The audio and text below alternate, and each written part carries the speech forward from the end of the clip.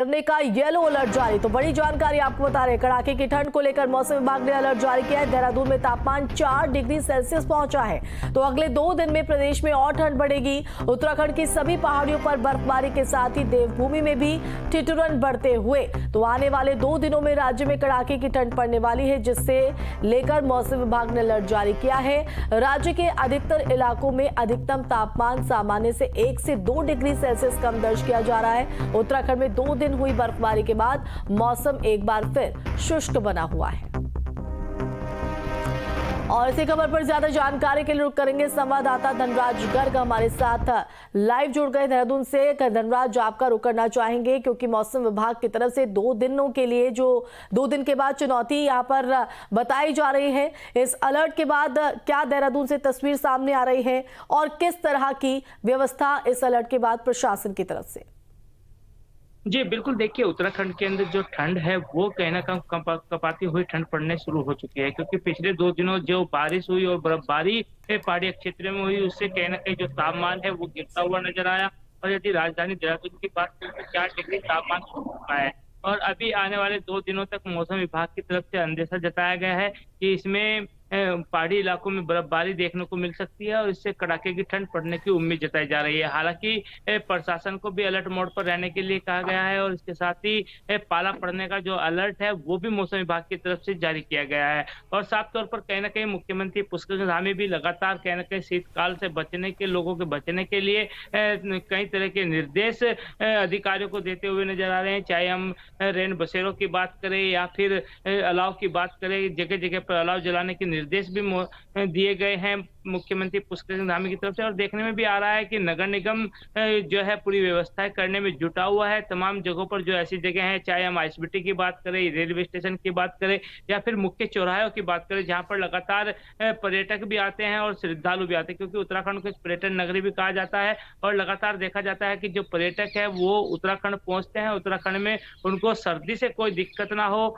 इस तरह ही, क्योंकि पिछले साल हमने देखा है कि कई मौतें उत्तराखंड के अंदर सर्दी से देखी गई थी। इस बार कोई मौत ना हो, उसके लिए तमाम तरह के प्रबंध कहीं ना कहीं सरकार की तरफ से भी किए जा रहे हैं।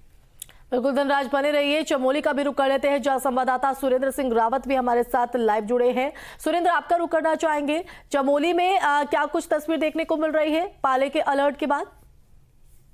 बिल्कुल, क्योंकि 2 दिन पहले जो चमोली में बर्फबारी हुई थी और क्योंकि इस बर्फबारी से काश्तकारों के साथ साथ जो पर्यटन व्यवसायी हैं, जो पर्यटक हैं, वो खासा उत्साह नजर आए थे। और 1 दिन की बर्फबारी के बाद मौसम बहुत बढ़िया एरिया यहाँ पे खुशनुमा हुआ है और चारों तरफ से धूप खिली हुई है। हालांकि मौसम विभाग का जो अलर्ट है वो कई बार सटीक साबित हो रहा है और इंतजार लोगों को अभी भी बर्फबारी का है, क्योंकि जो बर्फ पहाड़ों में आती है वो कई चीजें अच्छी सुधार की जाती है। जैसे काश्तकारों की अगर बात करें तो उनकी जो फसलें हैं जो खराब हो रही हैं, जो बर्फ के आने से बहुत अच्छी हो जाती हैं। उसके बाद जो पर्यटक स्थल हैं जैसे औली हो गया, चोपता हुआ, जिन जगहों पे बर्फबारी के बाद भी इनका जो महत्व है वो और भी बढ़ जाता है। पर्यटक इस बर्फबारी का इंतजार करते हैं।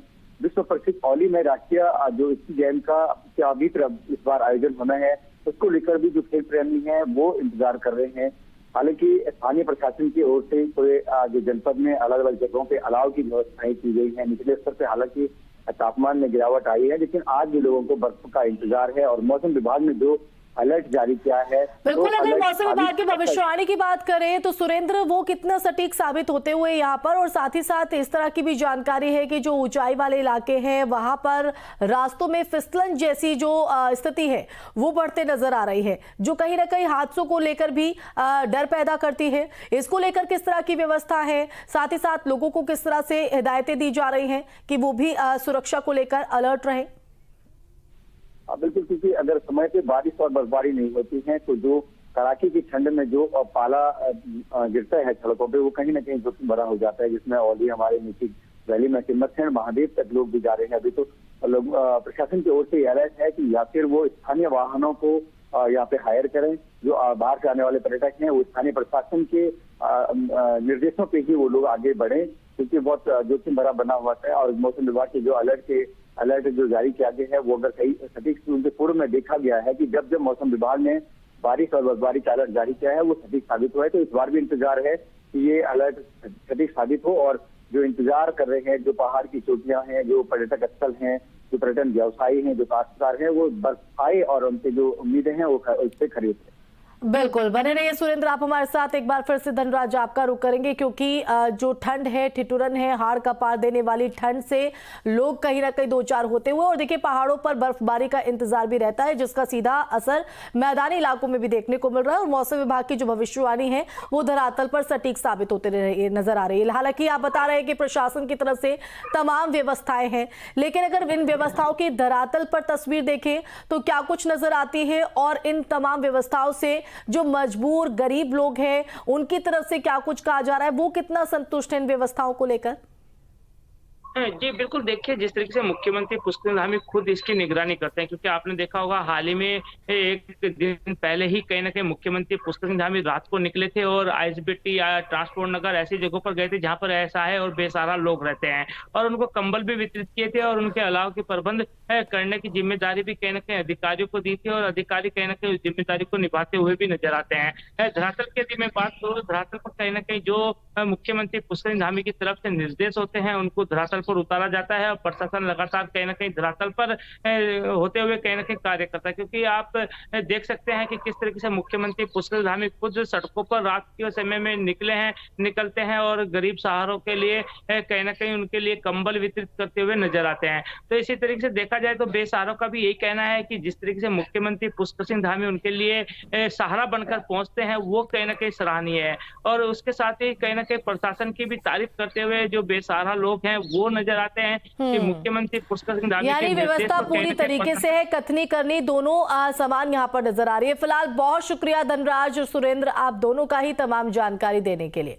बढ़ते आगे, केदारनाथ धाम में एक बार फिर शुरू हुआ निर्माण कार्य। बर्फ पिघलने के बाद निर्माण कार्य में आई तेजी, तो बड़ी जानकारी आपको बता रहे। तो चटक धूप खिलने से मजदूरों को राहत मिली है। रामपाड़ा गरुड़ चट्टी पैदल मार्ग पर हो रहा जोरों पर काम। तो केदारनाथ धाम में मौसम के मेहरबान होने से एक बार फिर पुनर्निर्माण कार्यों ने तेजी पकड़ ली है। तो आपको बता दें कि अभी हाल ही में केदारपुरी पूरी तरीके से बर्फ की सफेद चादर से पटी नजर आई थी, जिसके बाद जो कार्य है उसको बाधित कर दिया गया था, उसको स्थगित कर दिया गया था एहतियातन, और अब एक बार फिर खिली धूप और मौसम की मेहरबानी के चलते पुनर्निर्माण कार्यों में तेजी देखने को मिल रही है। तो बीते 2 दिनों से मौसम साफ रहने का असर जो है वो दिखाई दे रहा है। पैदल मार्ग से लेकर केदारनाथ धाम तक करीब 350 मजदूर निर्माण कार्य में जुटे हुए हैं, जबकि साल 2013 की आपदा में ध्वस्त हुए रामबाड़ा गरुड़ चट्टी का कार्य भी किया जा रहा है। ऐसे में साल 2025 की केदारनाथ यात्रा में श्रद्धालुओं को काफी राहत मिलेगी। वर्तमान में श्री केदारनाथ धाम के अंतर्गत लगभग 350 श्रमिकों द्वारा विभिन्न निर्माण कार्य किए जा रहे हैं। साथ ही लगभग 300 श्रमिकों द्वारा पैदल मार्ग पर भी पुनर्निर्माण का कार्य किया जा रहा है। अभी मौसम के अनुकूल होने के कारण, धूप अच्छी होने के कारण निर्माण कार्य को तेजी से किए जाने के प्रयास किए जा रहे हैं।